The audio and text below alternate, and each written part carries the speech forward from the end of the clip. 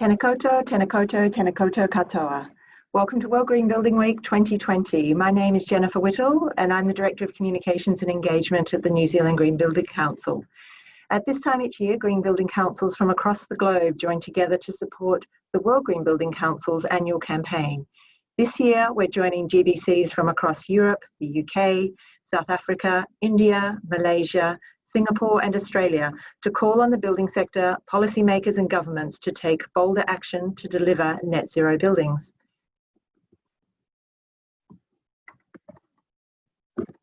Each day this week, our panel discussions are touching on issues affecting our communities, our planet and our economy, from social procurement to health, from sustainable finance to a discussion on shovel-ready as an economic stimulus. Don't forget, if you miss any, recordings will be available on our website for you to share with your whānau and your colleagues. A warm welcome to all of our members dialing in today. And for those of you who are not members, a quick reminder of who we are and our vision for Aotearoa. New Zealand Green Building Council is a not-for-profit established by the construction and property sector, and our vision is that all homes and buildings in Aotearoa should be green, sustainable, making for healthier, happier New Zealanders. New Zealand's continued to make positive steps. Some of these asks were set down by the NZGBC in the Zero Carbon Roadmap released at this time last year. And after years of advocating for a strong government action, including action on our building code, MB has launched its Building for Climate Change program, promising once-in-a-generation reform. As a sector, we can help make this happen, so please visit our website to review our draft submission and consider making your own by the 11th of October. Just in the last year, there's been some great advances for our sector, but we know we can do more. And here at the NZGBC, we continue to call for a trajectory to ensure new buildings are carbon zero by 2030 and mandate the measurement and benchmarking of building performance, just to name a few. As we strive for relevance to international measures like the Sustainable Development Goals, our members are continuing to ask us for support as they look to demonstrate the link between the UN's SDGs and green building. This diagram shows a direct link to 9 of the SDGs. Please let us know if you would like some support in going through these links for each of those SDGs. It's also available on our website. So thank you again to our panel of experts and partners who have agreed to share their experience and insight into today's discussion on sustainable finance. And thank you for joining us for World Green Building Week. I'd now like to hand over to Rod Oram, who has been kind enough to join us again this year as our host. Over to you, Rod. Atamari, and thank you, Jen. It's my great privilege to be your MC for this morning's webinar. We in Aotearoa, along with the rest of the world, are facing 2 substantial challenges. We need an effective economic stimulus to get us out of our deepest recession in 100 years or so, but we also need to slash our climate pollution and to stop the climate crisis deepening dramatically. These twin challenges will not be solved unless healthy, less polluting places for people are put at the heart of the solutions. So the title, as you saw, of our webinar this morning is the financial services industry doing enough for a healthy green Aotearoa? Well, there's lots going on in terms of the sector playing a role already, and you'll hear more of that in due course. But in terms of the much bigger picture here, there was a very telling survey last year which asked, is New Zealand's current financial system sustainable and equitable? And the answer was no, replied 95% of the system stakeholders in that survey. That survey was done and included in the report by the Sustainable Finance Forum. And the forum is, of course, the first work stream of the Aotearoa Circle, a grouping of major companies and government agencies formed back in 2018 to put natural capital at the heart of all that we do. And the interim report from the forum, which came out last October, laid out what a comprehensive reinvention of that financial system might look like for New Zealand if we are to achieve our climate, environment, economic and social goals. Now, the forum is due to deliver its final report in November of this year, and it's a great pleasure to have on our panel Justine Sefton of KPMG, who is a member of the forum and was the lead author of the interim report. So Justine will be giving us an update on its work in the panel discussion. To set our conversation in context this morning, here's one of my favourite quotes so far for these virus times. And here's the quote: "COVID-19 has already triggered major shifts in individual behaviours, social practices, beliefs, the role of government in the economy, and relationships between nations and international institutions. These shifts have occurred on remarkably rapid timescales." Those wise words were from the Smith School of Enterprise and the Environment at Oxford University when it released in May its seminal analysis on how we must build back better. Now, lockdown was an extreme stress test for New Zealand companies, one that immensely challenged their business models, cultures, and leadership.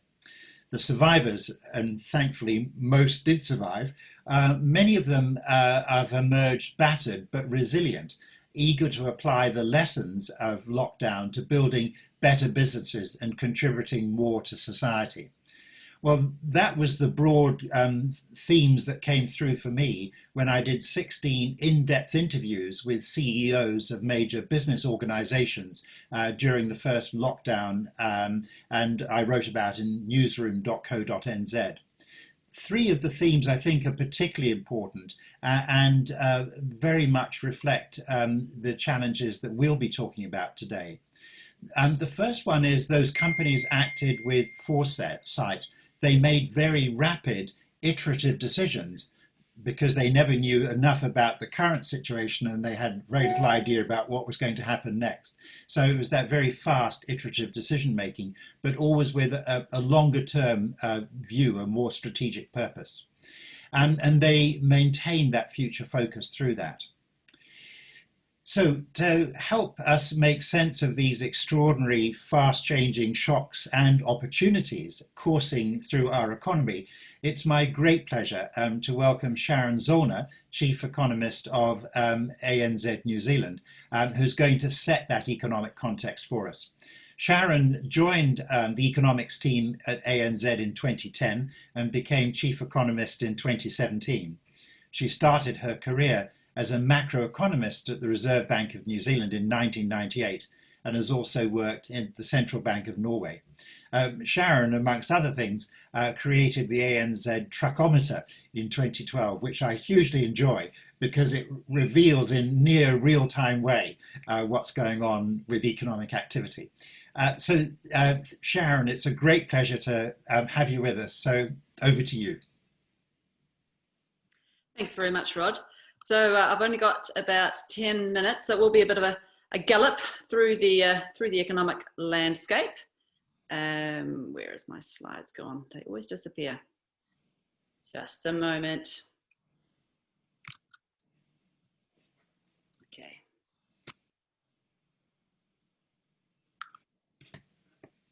Okay.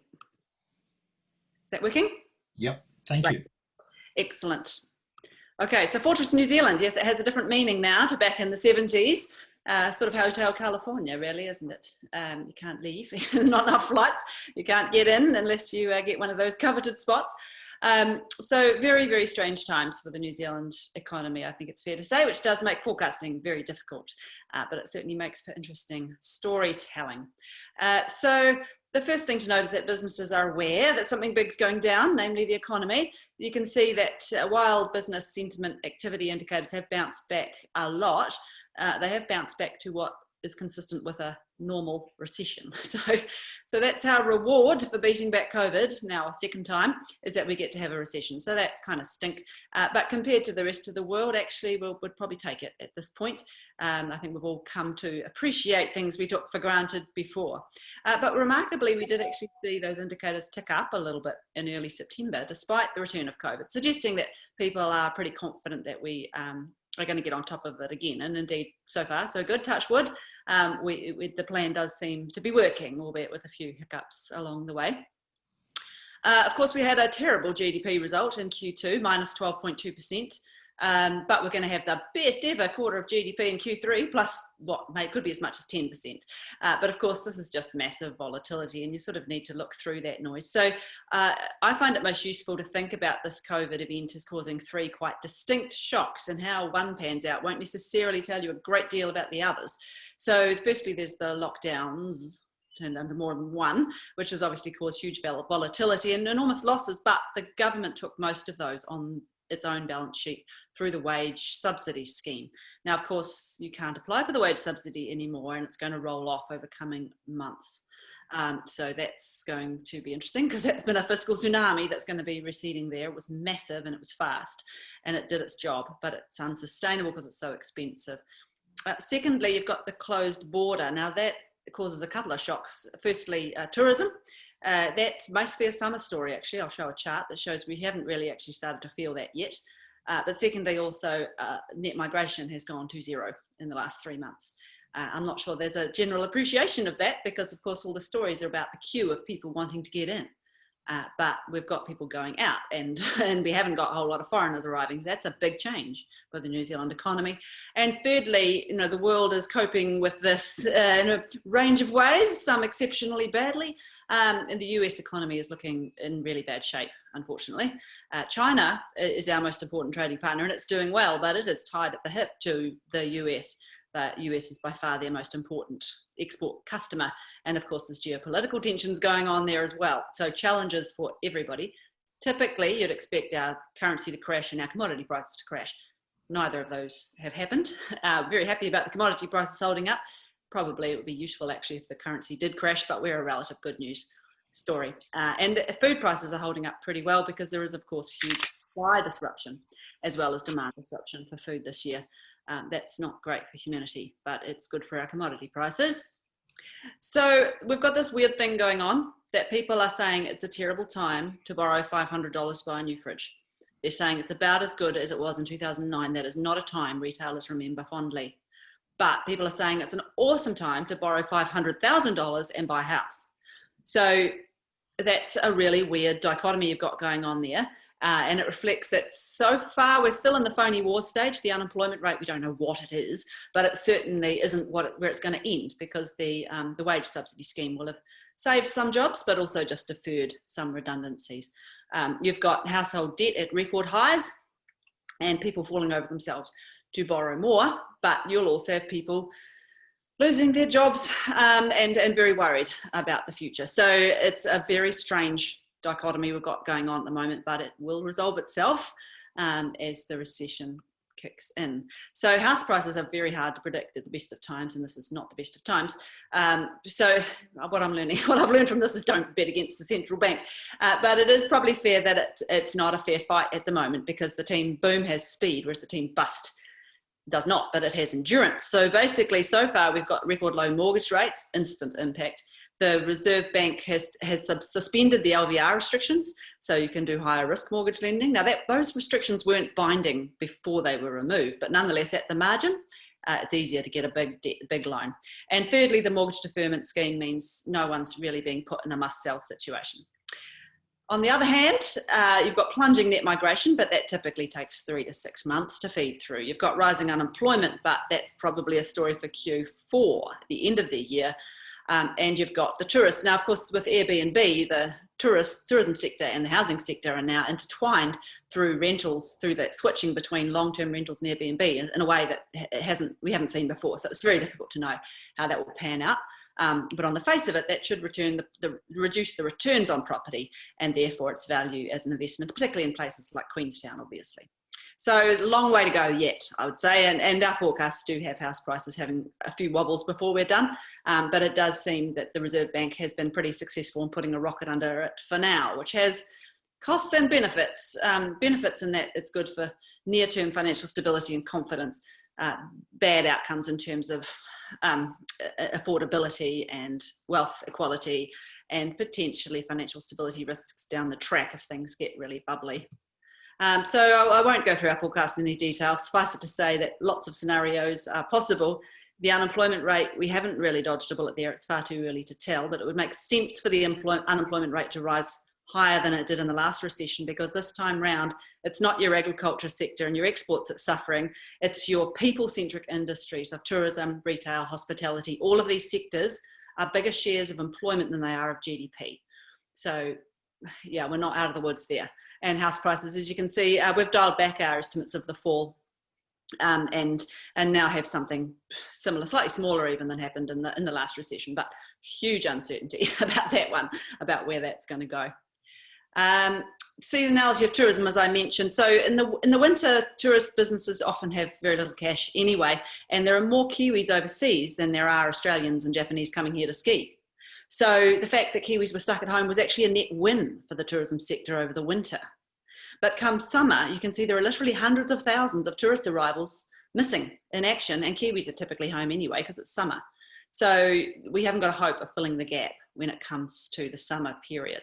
And there'll basically be a lot of tourism businesses who are keeping the doors open or keeping the lights on so that they can pay their staff the wage subsidy, but knowing that their number is up when that summer cash flow doesn't arrive.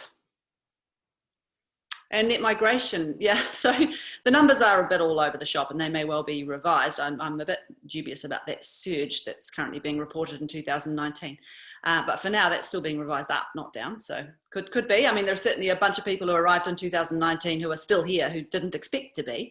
But there's also a lot of people who expected to arrive here this year who haven't been able to get in. And I think those people outnumber those who are stuck here. So you can basically see net migration for the last 3 months is 0. The annual numbers are still holding up because of that surge in earlier months, but over time, we're going to end up at 0, which is the lowest since about 2012. So that's a big change for the New Zealand economy and the housing market and the construction sector that's become used to just natural growth through more bums on seats every year. It's impossible to know, obviously, when the border will open. The mix of people is obviously different too. More Kiwis in, fewer foreigners in, fewer Kiwis out, but a steady flow of foreigners out. So it's all over the shop. But the net migration is a very important swing variable for the New Zealand economy. It's one that gets surprisingly little debate. I don't know if most New Zealanders realise how strong our migration has been relative to what most countries choose to have. But anyway, it's changing now, and it will have big impacts. Government deficits, to put that in context, you can see it's like the Christchurch earthquake meets GFC 3 years in a row, so it's huge. And debt's going well over 50% of GDP. There's very little debate actually about whether that's a good idea or whether it should go higher or whether it should go lower. The debate's mostly been focused on how we pay it back and what we should spend the money on. Everyone has different ideas on that, obviously, particularly with an election looming. But one day we are going to have to repair that fiscal position and have a grown-up discussion about things like tax and super. It hasn't been our strength, it's fair to say, but that's a big hole. And given the Alpine fault could go any day now, and we have to be realistic about that, it is due sometime in the next 50 years. We do have to get that fiscal book back to something more respectable. And finally, the New Zealand dollar, it has actually fallen a little bit since I made this chart, but basically, as I mentioned, it's doing quite well, which is unhelpful because a lower exchange rate would help out our exporters and get a bit of inflation going. But the Reserve Bank has basically said that they're going to cut the OCR negative. They haven't explicitly promised it, but they've said that if they feel they need to deliver more stimulus, then that is what comes next. And if you look at their forecasts, they've got both employment and inflation way under where they are supposed to have them in terms of their mandate. So it seems pretty clear this is where we're going. A negative official cash rate is like a big tax on banks, and it makes it really difficult for banks to have a profitable margin between their term deposits and their mortgage lending on the other side. So the Reserve Bank's also talking about directly funding banks at a lower rate to get bank funding costs down and enable those retail rates to get lower still. Doesn't mean you're going to get a negative mortgage rate, but it should enable interest rates to go lower than otherwise. That will be stimulatory in the near term. I am quite sceptical and concerned about the long-term implications of that, basically deliberately causing asset prices to diverge from the real economy in order to get a bit of froth and good feel good vibe.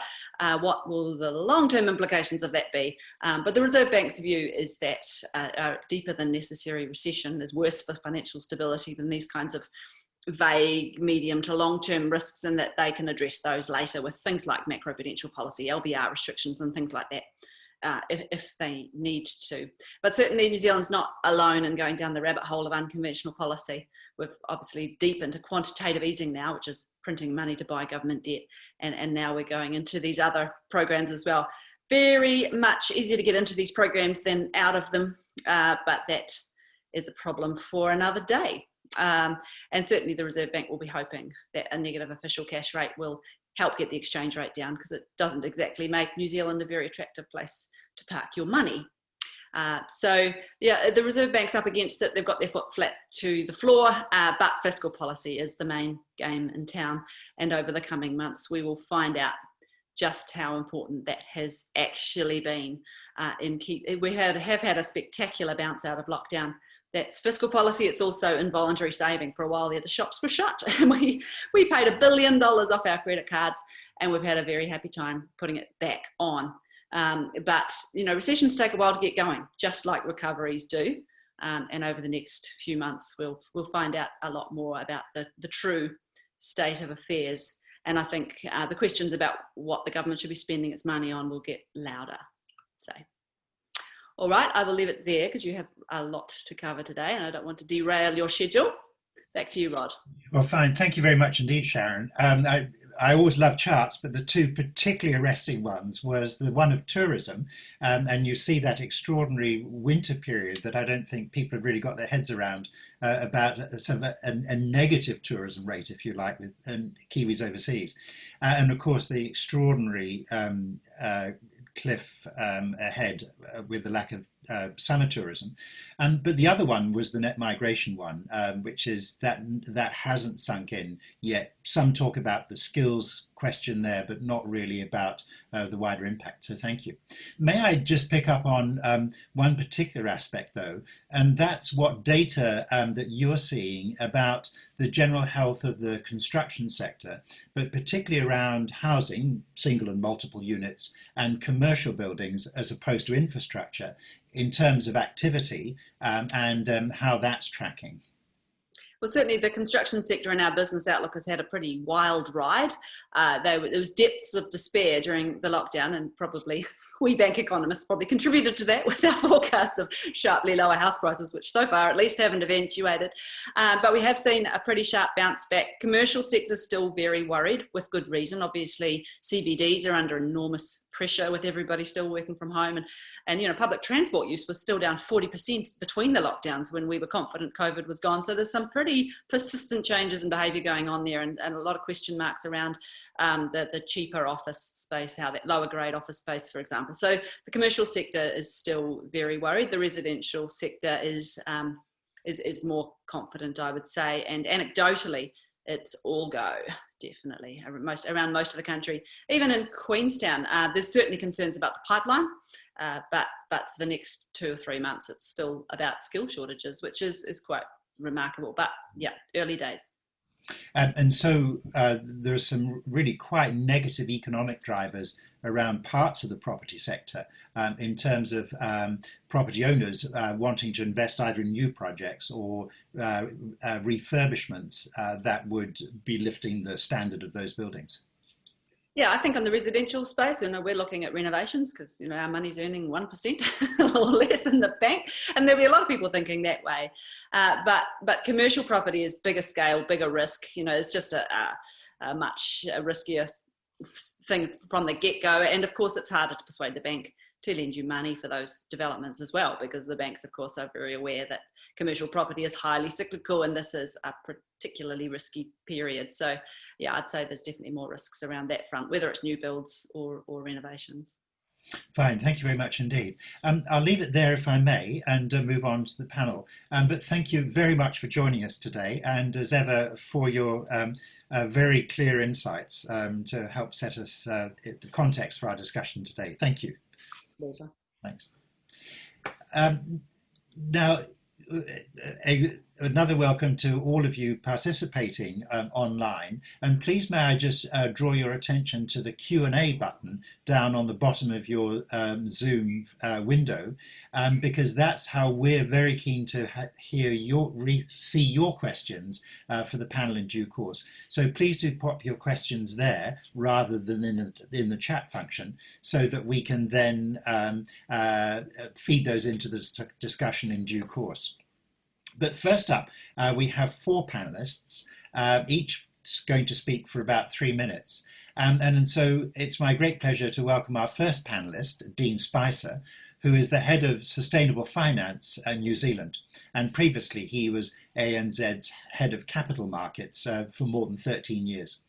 Now, Dean is playing key roles in a range of landmark ANZ deals around green and sustainable finance, such as bonds for Auckland City and Argosy Property, and public housing provider Aotearoa, and the first green loan in New Zealand for Contact Energy, and the first sustainability-linked one to Sinlay Milk. So, Dean, a great pleasure to have you with us, and so over to you. All right, and thank you to the New Zealand Green Building Council for inviting me today. So look, 3 minutes, I'll try to keep to that. Certainly the questions or topics we're talking to are pretty big topics. And so, you know, how can the financial services industry play a role in driving sustainable, healthy buildings and communities? Look, I think certainly from ANZ's point of view, our purpose is to shape a world where people and communities thrive. We see housing very much front and centre of well-being, and certainly if people are in healthy, warm houses, then that is going to lead to better outcomes in terms of other well-being aspects like education, like health, obviously, and so on. So look, we see it as important. We do believe that the industry has a role to play. A couple of things that we've been working on at ANZ is around the Healthy Homes Initiative. There's sort of 3 prongs to that. Financing loan packages for customers who are buying, building or renovating 6 home-star rated houses or higher, industry top-ups for things like insulation and heat pumps, and a recent sponsorship with the New Zealand Green Building Council around free online home fit checks to check with your home is warm and dry and how to improve it. More broadly, we have a pledge of $50 billion towards funding or facilitating sustainable solutions for customers by 2025 across the bank. And so we believe it is an important aspect to play. Does the industry have an obligation? Well, look, I think it does. I think certainly we're seeing a shift in terms of consumers wanting to buy products that not only give them a high quality product, but also where they know that there is a sustainability lens being put across the operations of the company.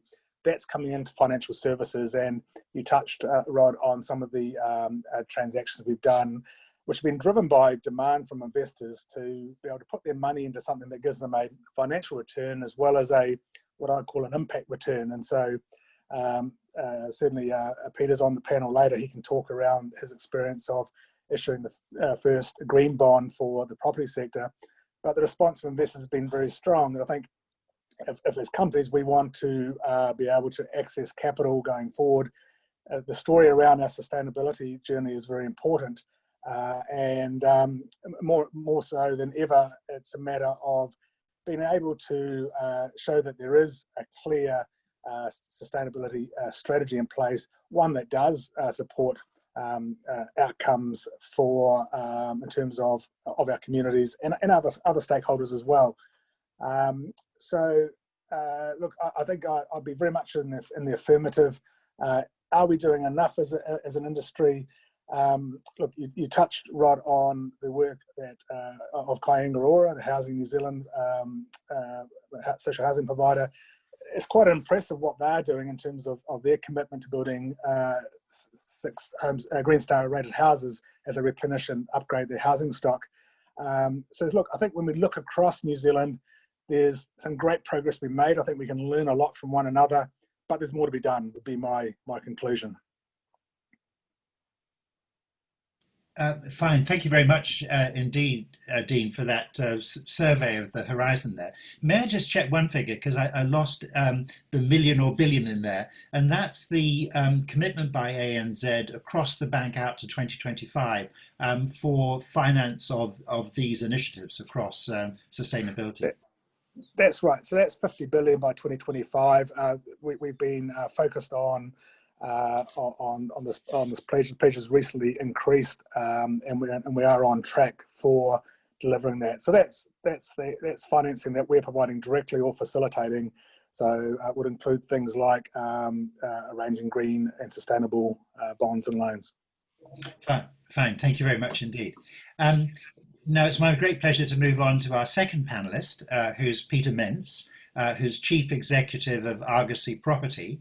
An engineer by background, Peter has 35 years of experience in the property industry, working with companies like Progressive Enterprises, Challenge Properties, Richard Ellis, and Green and McCahill.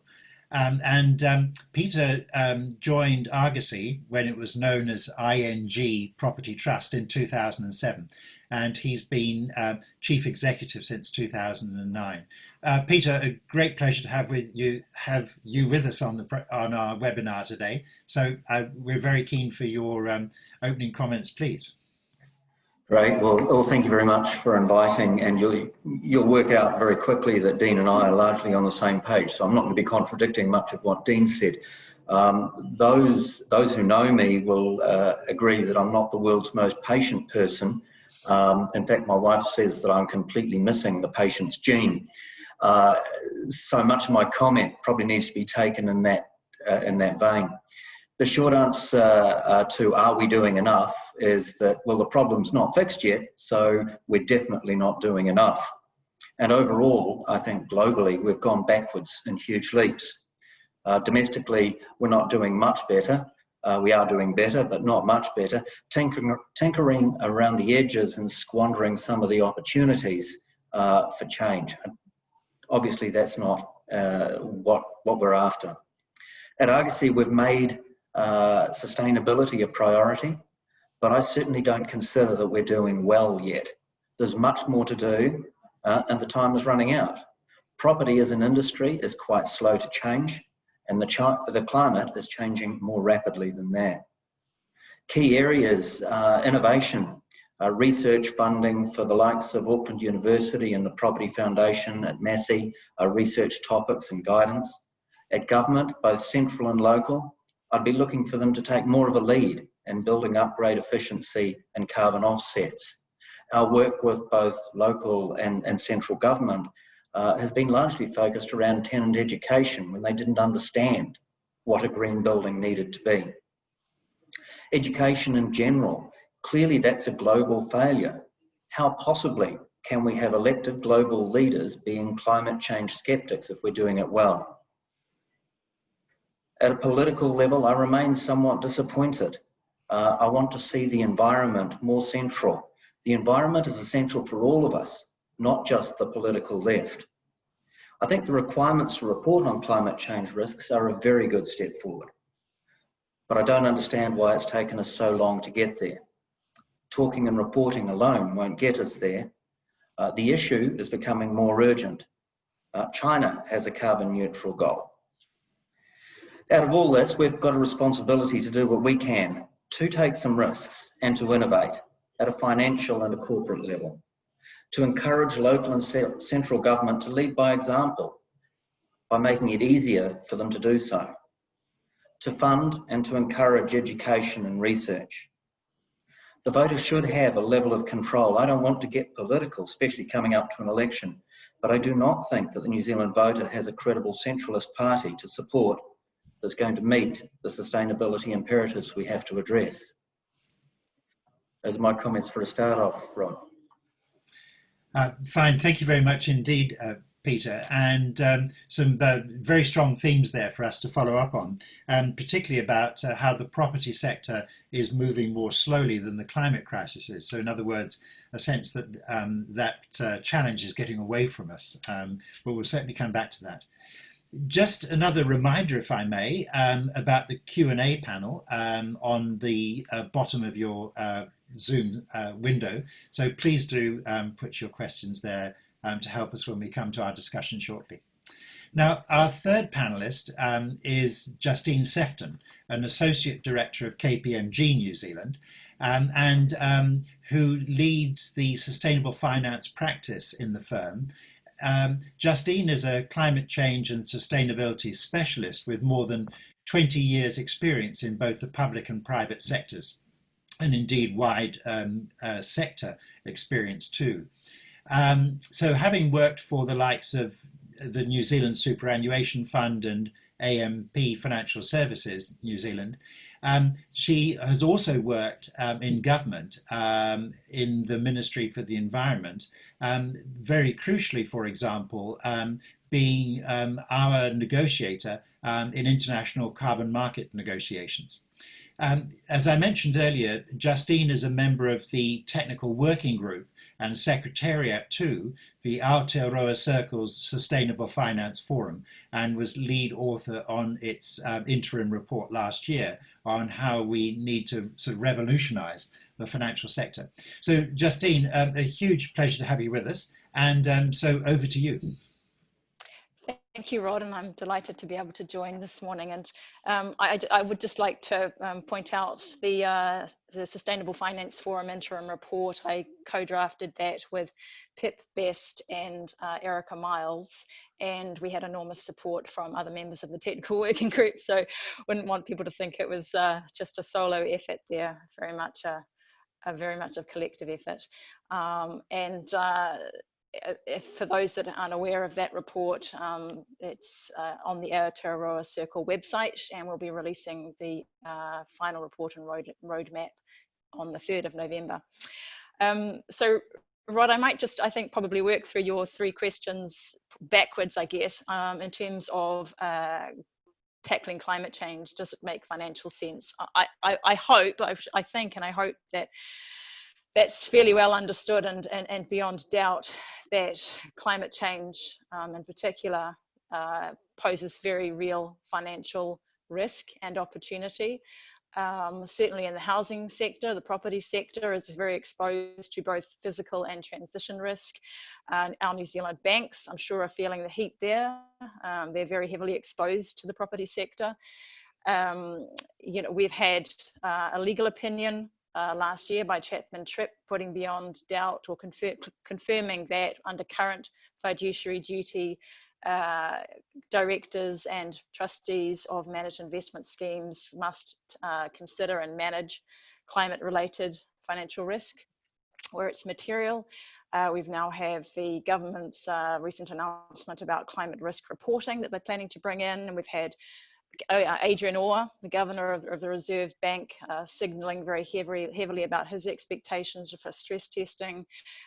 He's also indicated readiness to use some of the other levers that the bank has to drive better climate risk management, but also contributing to solutions. So, for example, capital adequacy factors for banks, liquidity borrowing, assets that might be eligible for liquidity borrowing from the Reserve Bank, for example. So, and their own large-scale asset purchasing program, which we've already seen the Reserve Bank purchasing green bonds as part of that, which is great to see, to help facilitate that market. So I think, you know, from that, I think it's becoming quite well understood from a risk perspective why the financial sector should care about and take action in relation to climate change. And I think you can extend the logic more broadly to other environmental and social factors. But I think perhaps the more interesting question, or the bigger picture question here, is what is the role of the financial services sector in the economy and society? And that's very much the question that the Sustainable Finance Forum has been grappling with, and has set out a very clear vision around how it sees that. The financial sector is an engine of the economy. It's there to serve the real economy. It's there to serve society. It operates within natural and social capital constraints and dependencies. The objective should be to deliver holistic value creation, financial and non-financial return to multiple stakeholders over the long term. So that very much shifts the lens to thinking not just about avoiding negative impacts, managing risk, but also capturing financial value creation opportunities and actually making a positive contribution to a better society. And so the work of that group is looking at across the system at all the different interventions that could be made to help drive that systemic change.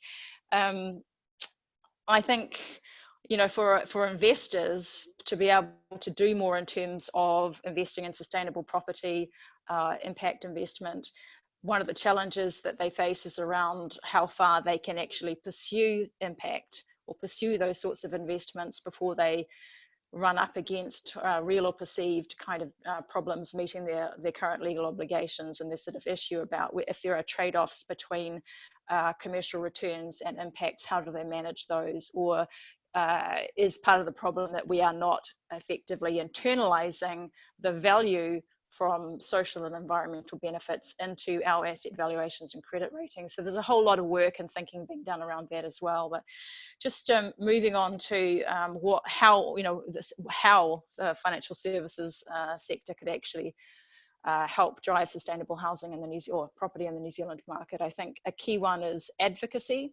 So really, pushing government to help mainstream green design across the supply chain, into building codes, minimum standards on building codes, for example, certification, labeling of buildings, helping to finance the uptake of renewable generation, say on site through rates relief, through rating mechanisms, for example. There's lots of good examples here and overseas about the things that would need to be put in place to help mainstream green building.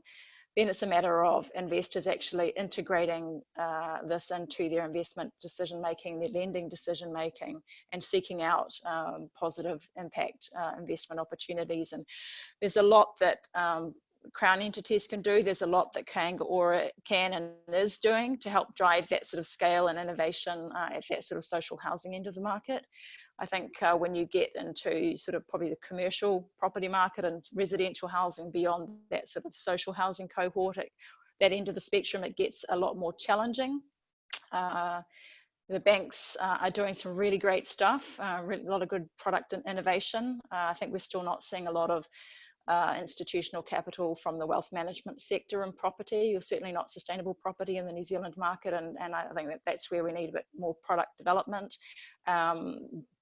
The bonds here again are providing them with a good option, but I think there are challenges to direct investment, and especially in the case of anything that doesn't fit really neatly into a box in the New Zealand market in terms of the style of development or housing, or the type of financing structure that might be needed. And we've seen this firsthand with clients that I've been working with at KPMG, helping them with capital raising. One example are some developers down in Christchurch that are seeking to pilot in New Zealand a model which is not just designed to the highest green spec, but is actually designed involving the community, designed very much to create a community model with ongoing sort of operational efficiency, ongoing shared economy type initiatives, for example, affordability, addressing affordability for that demographic of people that are not qualifying for social housing but can't afford market priced housing. So there's quite integrative development designs that look at sustainability, that look at community, that look at affordability in a more nuanced sense.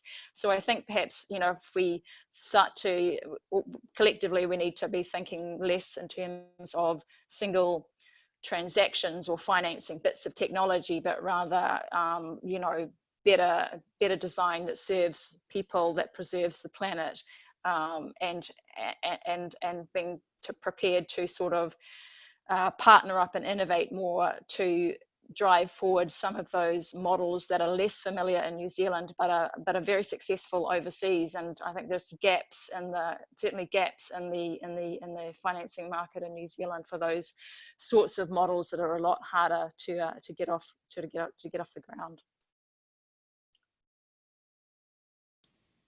Fine, thank you very much indeed, Justine. A very useful survey there of big themes, and thank you for rightly including your co-authors in the interim report. You all did a great job on that.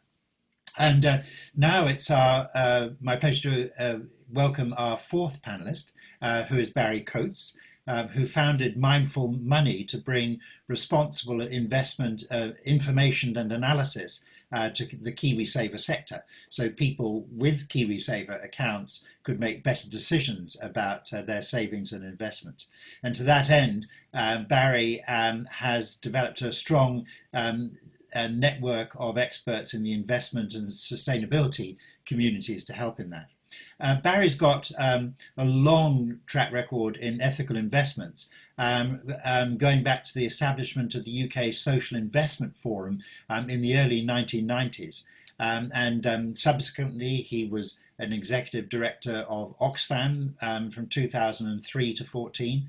And back here in New Zealand, Barry's been playing very important roles, whether it was developing the sustainability program at the University of Auckland's Business School, or being a Green Party MP in 2016-17. And indeed, Barry is also involved with the Sustainable Finance Forum on the technical working group. So welcome, Barry, and over to you.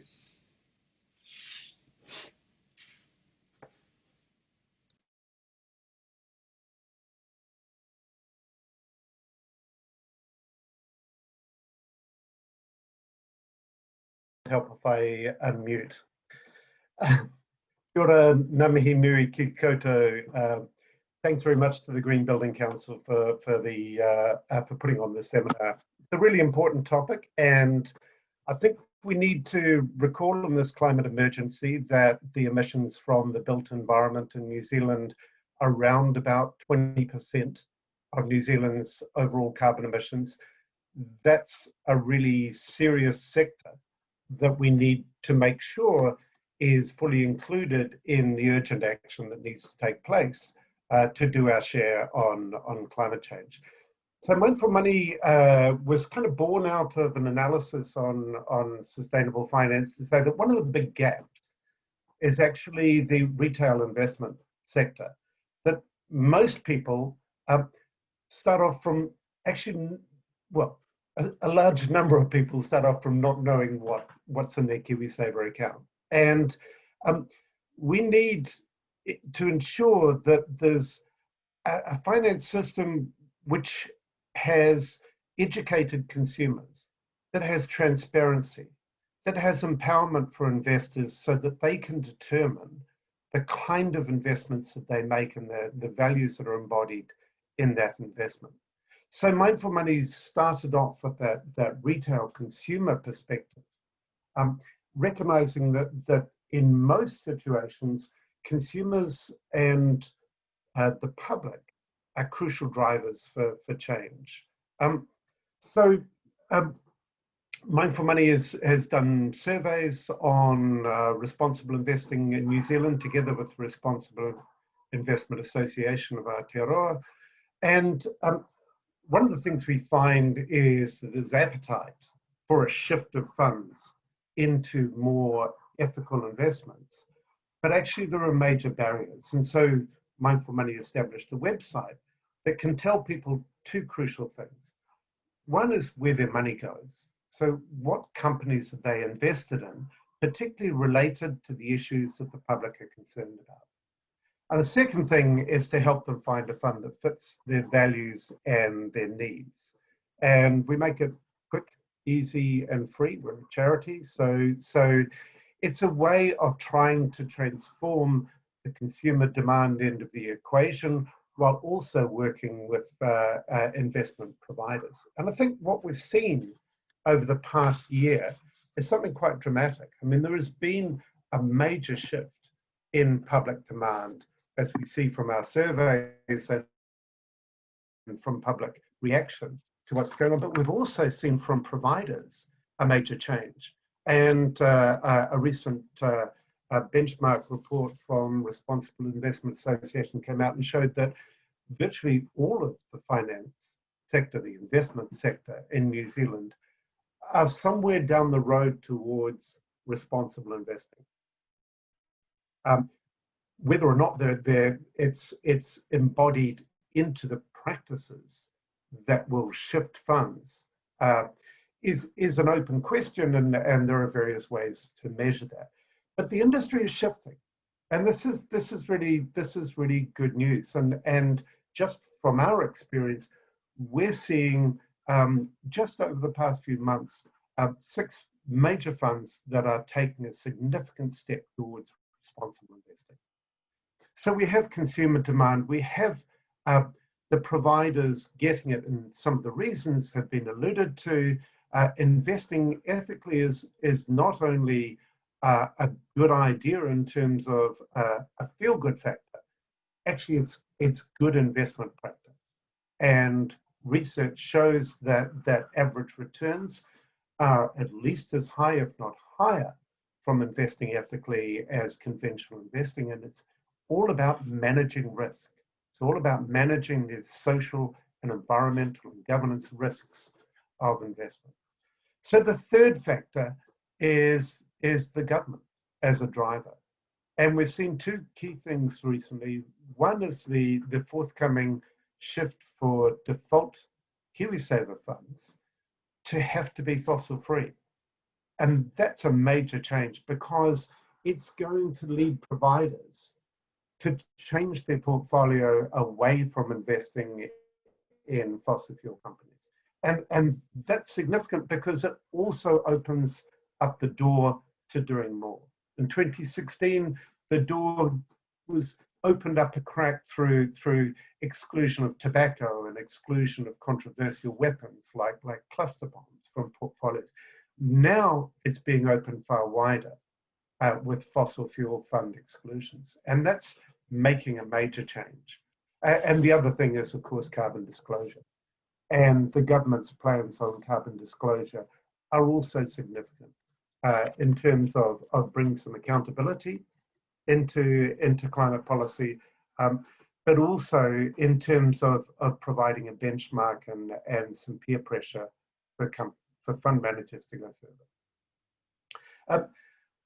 What this so far is about is in the Sustainable Finance Forum, what we call greening finance. Is trying to take financial flows and make them greener. The other side of it is actually financing green. So it's greening finance and financing green. So the financing green is financing of impact investment. And that's the proposition that from the retail side attracts a lot of public interest. Our surveys show that people are very interested. And I should say a number of people even interested if the returns are lower than they could get from comparable investment. But as yet, there are no retail funds available. And I think what we're going to see in future years is a wave of new disruption towards impact investing. It's starting, and I think we'll see it gathering pace and going from just a few institutional investment funds available only to institutions and wholesale investors to become available to retail investment as well. And I think that's where the finance system can actually start to meet some of the challenges put up by the Green Building Council and others to actually make a major shift in our built environment towards a zero carbon model. And I commend the Green Building Council on the zero carbon plan. I think the work on building codes and standards and government procurement is absolutely crucial, as well as, of course, players like Argosy who are stepping up to the challenge. So thanks very much for the invitation. I think there's a lot here to be optimistic about with regard to the future. The issue is just, how fast can we shift the system? Thank you. Yeah, it's fine. Thank you very much indeed, Barry. And now we've got our time for questions and answers, and we've got slightly over half an hour, which is great. May I turn, and I apologise in a sense for focusing on the here and now and the short term, but just sort of trying to understand where we're starting from. In terms of supply and demand in the property sector around buildings which perform to these much higher standards. So I was wondering, Peter, if you'd like to give us your sense of the current and near-term outlook for that property supply and demand around these issues. Yeah, thanks, Rod. That's a good point. The reality is we have very good demand for green buildings at present. What we're finding in the overall performance of those buildings, and that's what's driving this demand, is that your vacancy rate is lower, your tenants are happier, and your costs of operation are lower. There's also, though, a softer benefit in that tenants and landlords need to work a lot more closely together to ensure that a green building works effectively.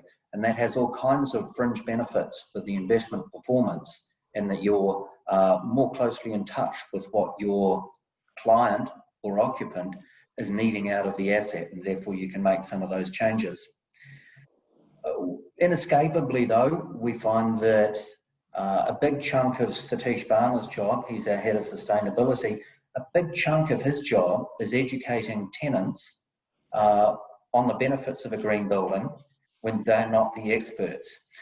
And as an industry, I think we've been guilty in the past of saying we'll respond to what the tenant wants, but we actually have a positive obligation to move in front of that because we're the experts in the built environment. The tenant is not. They're probably only going to make that decision 3 or 4 times in their working life. We need to be able to explain to them why green makes good sense. Fine, thank you. I really like the human aspect about that, the relationship aspect, that soft benefit that you mentioned about tenants and owners working much more closely together. And you're seeing some very constructive engagement along that sort of line, are you? Well, very much so. As I say, probably the bigger benefit. Very good, thank you. And perhaps, Dean, if I may ask you from a finance point of view, how you're seeing this immediate and short-term supply and demand in the market for these kinds of superior buildings? I think there's a couple of points there. Certainly, as Peter commented on, we're getting more and more data, and the data is really important, which talks about the performance of the assets. And so certainly what the hypothesis we want to be able to prove is that that green buildings have superior performance and therefore less risk. I think certainly what we're seeing from our demand side in terms of investor response has been a significant pickup in demand for green bonds from investors. Partly for some of the reasons that Barry is talking about is that the consumer of KiwiSaver, if you like, is wanting to know where their funds are going, and so that's driving significant demand. And we're starting to see evidence of outperformance of green bonds versus conventional bonds. So that in itself is another area which is going to incentivize owners of buildings to be able to own green buildings and get the advantage of this shift in demand coming from providers of capital. So I think there's a number of reasons that highlight that doing good in this case is also good business, that it makes sense. A lot of the benefits that we are talking about in terms of the benefits to the tenant or the benefits to the occupier of the building are what we call externalities that haven't been captured before, benefits to health, productivity, and so on.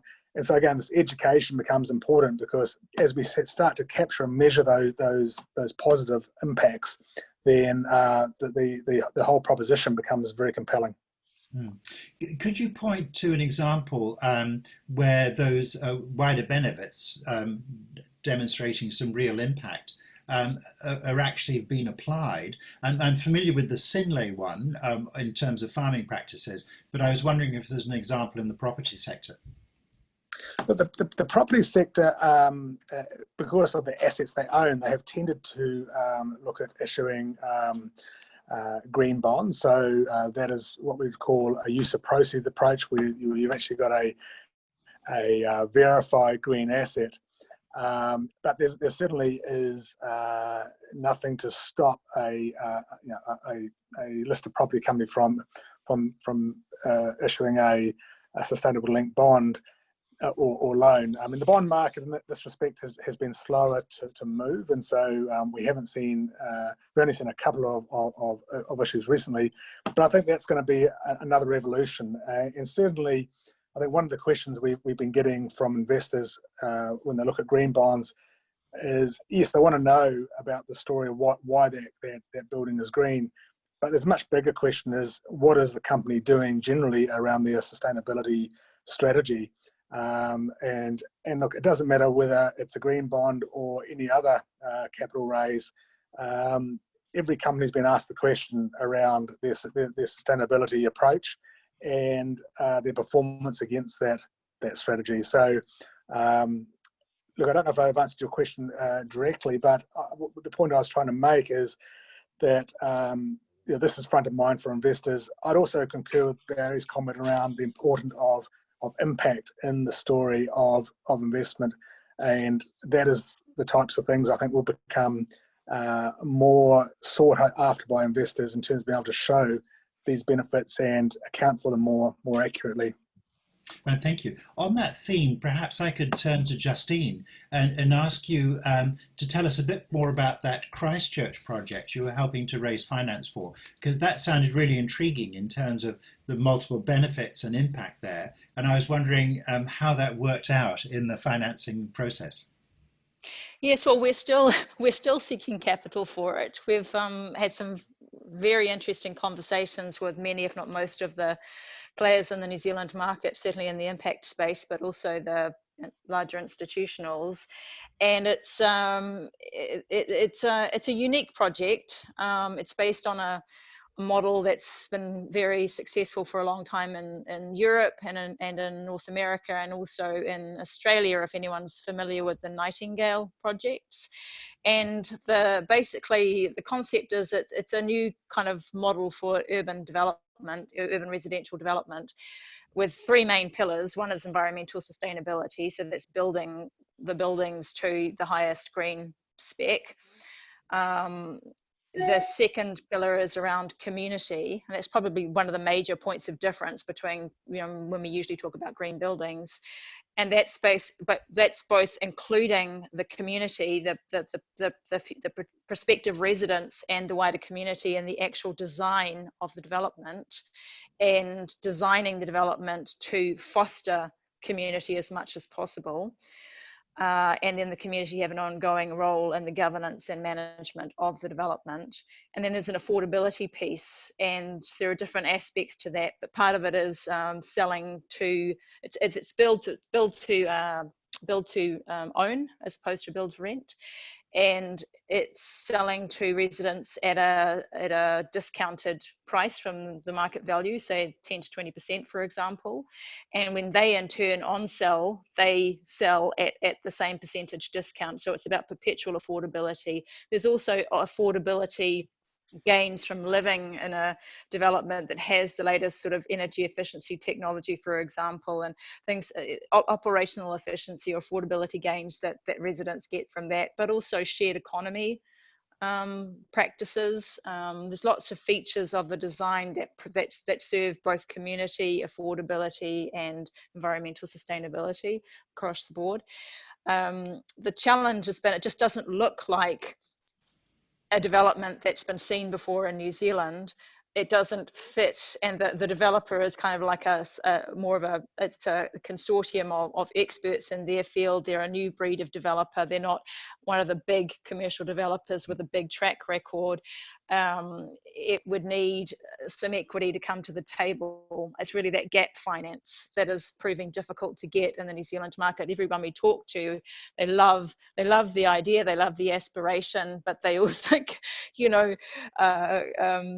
acknowledge the challenges to get that sort of a thing off the ground. I think we would have, it would work quite well if it were in if it were in a region where the community trusts and the local iwi, for example, were in a position to fund it. That would be fine. We didn't have that in Christchurch, so we had that extra challenge. But I think it was a good case study to illustrate that there still is, in some respects, we've seen a lot of activity and innovation, growing maturity in the impact investing space in New Zealand, but we've still got some way to go to be able to take things like that and really test them and replicate them, and because they're really pushing the boundaries about quite a system change in terms of urban design. It's not necessarily saying, because you can solve one problem and create another problem if what you're doing is putting up a whole lot of small apartments that are green building spec. It's not necessarily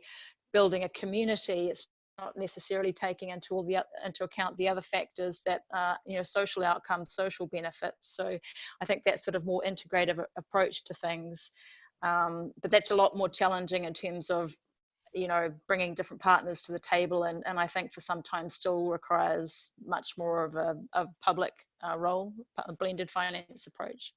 Be really interested to hear from your listeners and the other panelists what their experience has been.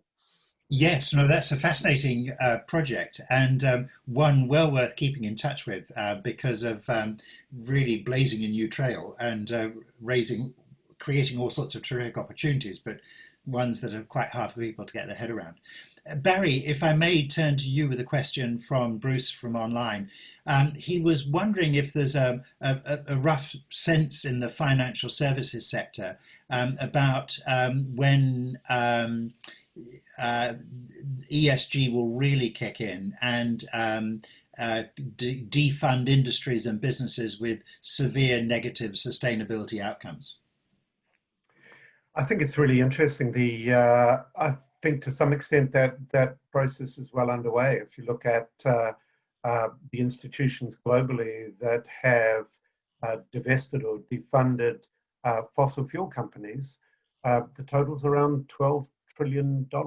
And it is making a major impact on the cost of capital and the reputation and indeed the viability of big oil and certainly coal. And I did the figures recently, and at a time that the S&P 500 rose by almost 50%, the oil and gas companies lost 63%. Mm. And so you're seeing an industry in decline, and funders are getting out, basically. So if you look at it from an ESG risk, the warnings from Mark Carney, the ex-governor of the Bank of England, and others since 2015 and before, that high ESG risks in the fossil fuel industry are going to come home to roost, have been entirely borne out. We've seen that funds that have been overweight in fossil fuels have basically carried losses on their performance, and so this comes at a time when there are other factors that such as consumer demand, such as government rules on default funds, are saying that divestment from fossil fuels is a good idea. So I think this is one of the areas where that defunding is happening quite quickly. Also helped, of course, by severe disruption in the market and negative prices for oil and so on. But there's more to come.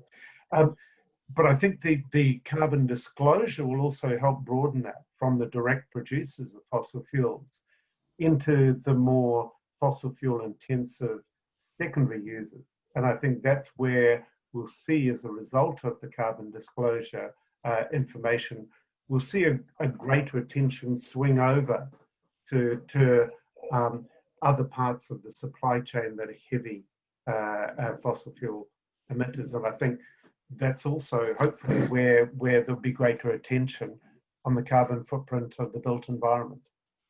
Indeed, historic moment last month when ExxonMobil was dropped from the Dow Jones Industrial Average, having been in the average since it was created during the Great Depression, or its precursor company was. So that, I think, is a sign of where things are going. Rod, just as the Saudi foreign minister reminded us, the Stone Age didn't end because of a lack of stones, and the oil age won't end because of a lack of oil, and it's proving to be so true. Absolutely.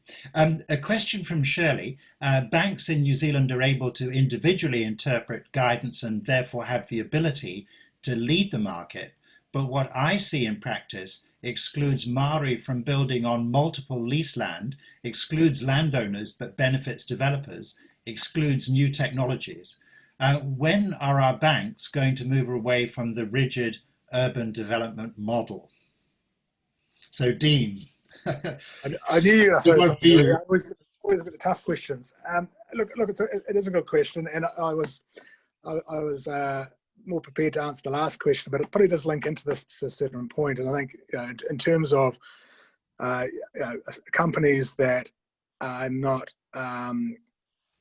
who don't have a plan to shift in terms of their sustainability approach and emissions, clearly we would see that there are risks there that would be unacceptable to continue lending to. But I think there's always an importance of education relationship in terms of the journey we're on and the journey we're trying to encourage our customers on as well. So in part to that question is, I think, it is important that there is a transition, but it's also, I think, important that we are part of that transition approach. In terms of this question, it's a tough one because it's not directly in my field of understanding. But what I think part of the question about the discussions I've had as part of the Sustainable Finance Forum as well is that there are gaps in the market, and we need to find a way to bridge those gaps. And in terms of having an inclusive financial system, then certainly we need to solve those issues. And so I've got some ideas around that. We are sort of seeing, for example, I think that comes into product innovation and capital innovation, where we can crowd in capital to ensure that we can complete the offering and fund these other areas as well. And certainly financial service providers have a role to play in that as well. So look, I'd agree that there are some gaps out there, and it's been slow to address those, but hopefully we will see progress in these areas going forward. Thank you. Would anybody else like to contribute on that challenging question? And let me then move on to a question from Philip. This is Philip's question is about the proportion of buildings that will still be here in 2050, and therefore that's a renovation and upgrade challenge versus new builds. And so, for example, he's suggesting in European cities about 90% of that 2050 stock is already here. But I was wondering if any of our panelists have a rough sense of that new build versus renovation balance here in New Zealand. Oh, Peter. Yeah. Perhaps I can start that one, Rod. I can't throw numbers at it without doing complete study on the market, but the embodied carbon in existing assets is a fundamental concern. I know that the Green Building Council are focused on it.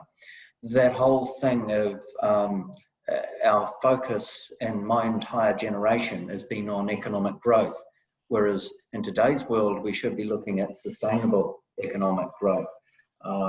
We as an industry have been incredibly poor at reusing existing buildings. And in New Zealand, We're very fond of ripping down a building because it doesn't suit or it's out of date, and replacing it with something that is basically of lesser quality than the one we ripped down. Our first focus ought to be like a politician, to do no harm. It's a big challenge. It's something we do really poorly in New Zealand, and a lot of that is about educating the customer as well. Anybody else have a sense of that balance? I would chip in my own thought on this was that given, for example, the population growth in Auckland, so if you go back only to the early 1990s, the population was 1 million, and we're now well north of 1.5 million. That there is a very substantial new build proportion versus the likes of a core European city versus a new European town. But on the other hand, we weren't necessarily building many terrifically good buildings in the past, and therefore the question of do we try and essentially rebuild this old building to make it a 21st century building, or do we build a new, becomes part of the calculation. Yeah, it is. It's just that in my view, we tend not to value existing assets highly enough. You know, we need to look overall at the population growth question. I mean, it's not just about buildings. It is about how much food can the world provide, how much population can we sustain, which is another path to go on, but we need to consider that. And it's not about growth at all costs. It is about doing no harm. And so simply saying that we've got population growth, we need to therefore say, well, okay, where's that population growth coming from? We certainly need to be a lot more intelligent about what we're doing and look at the infrastructure as the first key plank rather than the thing we add in later when there's a pressure point. So infrastructure that's green, planning that's green, and then execution that's green. Do no harm in the first instance. We've done really well in Auckland at taking out electric buses and putting diesel ones in their place. So we've done particularly well at planning for infrastructure on a green basis. Yeah, thank you. A question here from one of our people online, and this is about driving change through regulation and mandates. Australia has mandated the Neighbours energy efficiency program requirements in office buildings of a certain size. Do you as individual panel members support this being implemented in New Zealand? The mandated aspect of that? I guess no one's going to talk until I do because I'm the one that's got the buildings to worry about. Yes, I am in support. Well, look, we nearly got there with the Auckland Unitary Plan, and that was defeated at the last minute, but it was in the initial draft to make it a mandate. At some point, we will certainly get there as tenants require it of us. But it's all very well for me to sit here with a good quality portfolio that's quite heavily greened and say, yes, we ought to have it. But there'd be a lot of other members in the Property Council who would see that as being a disadvantage. As James Shaw said when we came out with the carbon disclosure requirements, what gets measured gets managed. We do need to measure it, and I think then it will get managed. Sure, it'll happen, but as I said, I'm not that patient. I'd like to see it happen faster. Any other takers on that question? No, it's fine. A related. Sorry. I would agree with that. I mean, I think that is where we need to go. I think, you know, the scale of the change that we need to make and the time we need to make it. I think there is a role for regulation here, and building in minimum standards into the building code would be part of that, for example.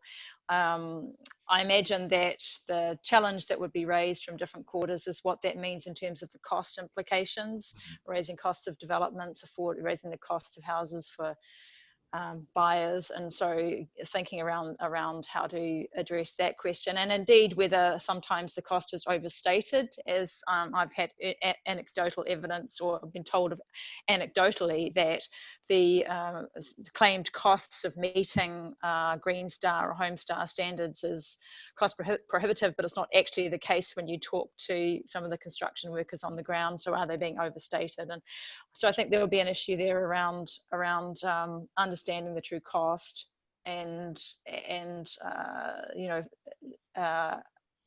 addressing that in a way that you know, doesn't actually make them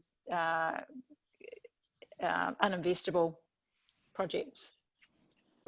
Well, I'm not an expert on this, but I look at the research done by Green Building Council and others showing that New Zealand's building code is lagging way behind others, and the International Energy Agency report, and also, you know, the experience of Australia in instituting mandatory disclosure of energy efficiency standards has obviously had a major effect in that market.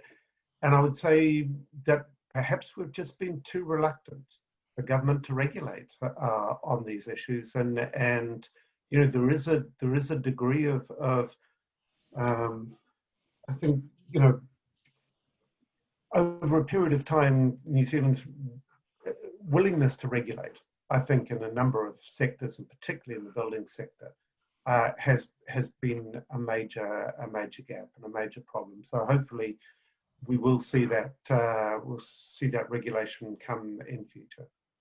Fine.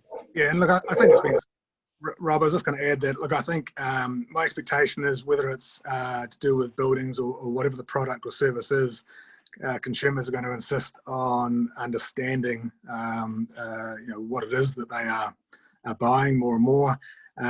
So whether it's regulated or not, I think there's going to be a need for that sort of for that data, for that information going forward.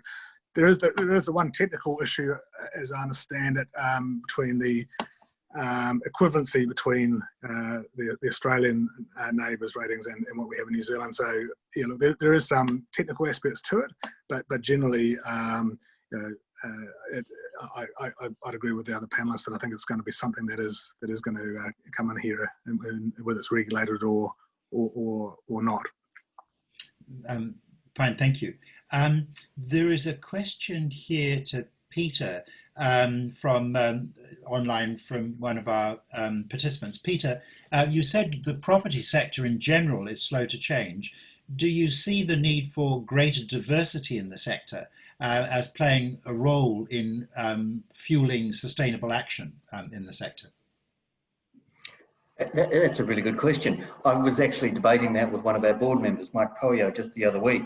And we were talking about the need to try and change the peephole on life, the way people look at the world. And the stewards who have been running the boardrooms and the executive tables for the last 50 years, that's not the perception we want in exclusivity. So yeah, I think diversity is a key importance. And I'm not just talking about you know, the sexual makeup of the people around your board table.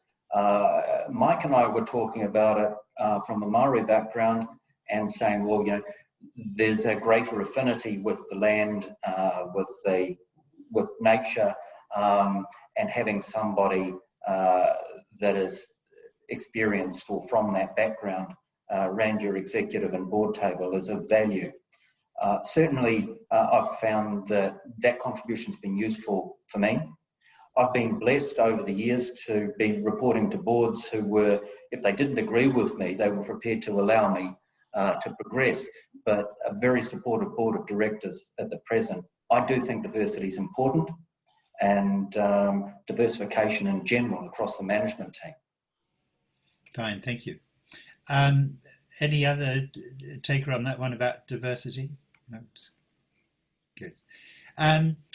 Now, this is diving down into a rather interesting suggestion of a particular nature around a mechanism to fund the sort of change we're looking for in the sector. And this is, again, from one of our participants, about he or she is interested in your views on using carbon offsets to help fund technology development of EITE organizations and materials and processes to expedite change and foster that sort of collective impact. So in other words, creating some financial incentives there that can help fund that sort of change.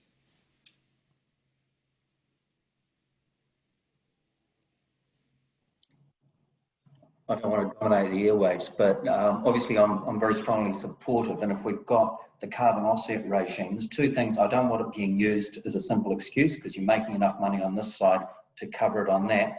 But environmentally, we've got some challenged land around the country that could do with carbon offset monies. We've got some opportunities. Certainly we need to fund the innovation and the development. Someone else can pick it up after there. Just say that having lived through a period of the emissions trading scheme being rorted left, right and centre, I would be very nervous about more complexity being built into the system. And I think there is a mechanism. The government will be auctioning off units and funding will be available. And I think there's a proper role for government to put some of that funding, which will be an issue that the government consults on. Some of that funding should be hypothecated for changes that will reduce emissions. And I think if some of that public funding then goes to the building sector for technological change, that would probably be a better route than trying to put in place some kind of perhaps rather poorly regulated trading system with offsets. Thanks. Justine. Yeah, I'd agree with that. I was trying to understand how that was going to work, and then I think, yeah, I agree with Barry that the better mechanism is using the revenue from auctioning for things like this, but also just looking at other supplementary incentives, subsidies, incentives, assistance to actually drive through those technologies. So it's not necessarily the ETS carbon offsetting is not necessarily the best or only route for that. There are lots of other options that New Zealand could experiment with. There's a lot overseas that we could learn from. Thank you. Now, by way of closing, we happen to have a wonderful balance on the panel. On one hand, we've got two members of the panel who are involved in the Sustainable Finance Forum and therefore thinking very hard about that final report. And on the other hand, we've got two members of the panel who are a property owner and developer and a property finance person. So, Peter and Dean, what would you like to be in the report? And Barry and Justine, what would you like some really big ways for the finance and property sector to come to the party? So, just free for all there in an exchange of views. Gosh. Can I go back firstly to something Justine said earlier on? She said she wanted to see a mainstreaming of green design. And really, that's what I want to see. I do want to see mandated energy controls, but I do want to see that mainstreaming of the green design, because mandating of a neighbour's rating is going to mainstream green design. And I'm very keen on making that an overall performance measure, Justine, rather than a prescriptive bottom-up. So very much a top-down conceptual approach. I'm writing this down. Excellent. I was thinking, right, my answer to that is perhaps not going to tell you too much about what I hope's in there, but I think what I hope the final report will do, because I think the report itself is not the end of the process, but merely the beginning, and there'll be some pathways that come out of that.